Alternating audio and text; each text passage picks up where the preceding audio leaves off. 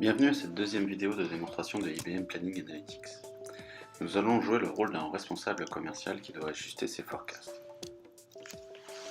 Avant de travailler sur notre forecast, nous allons d'abord étudier les résultats de l'année passée.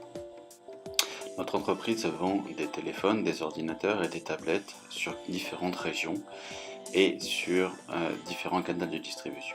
Dans l'écran, nous voyons que nous pouvons voir les résultats en quantité, en valeur et le calcul de la marge. Passons maintenant à l'écran de prévision des volumes.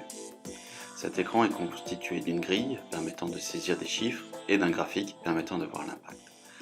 Nous allons créer un bac à sable. Un bac à sable est un environnement de travail et de simulation temporaire pour l'utilisation de l'utilisateur. Le bac à sable permet de faire différentes simulations avant de choisir la version que l'on veut remonter au central. Nous l'appliquons à la grille et au graphique.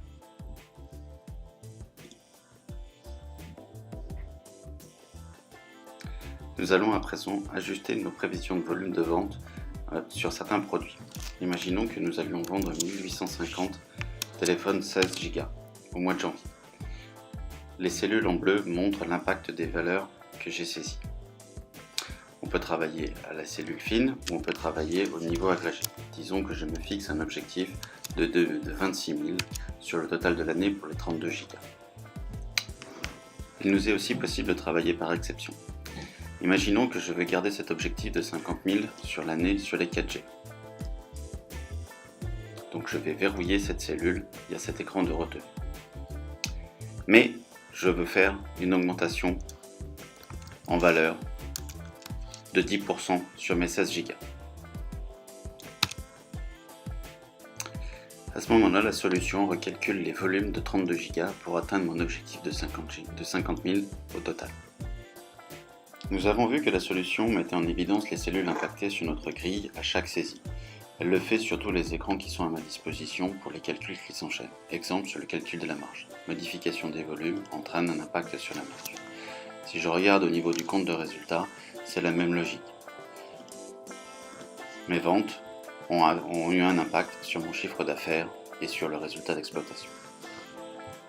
Nous venons de mesurer l'impact de nos saisies en volume sur notre résultat. Il est aussi possible de travailler sur d'autres éléments de calcul, comme ici par exemple les hypothèses de prix. Faisons appel encore une fois à notre bac à sable pour faire notre simulation. Cette fois-ci, nous allons modifier le prix de vente du téléphone L40.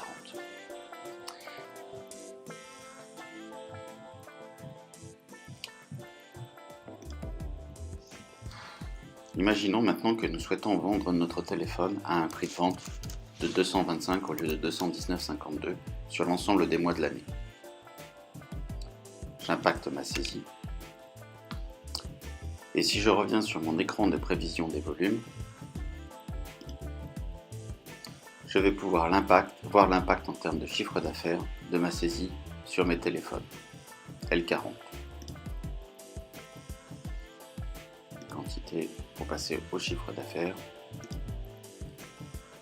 Compte tenu de la modification du prix, mon chiffre d'affaires a été ajusté. A bientôt sur la troisième vidéo.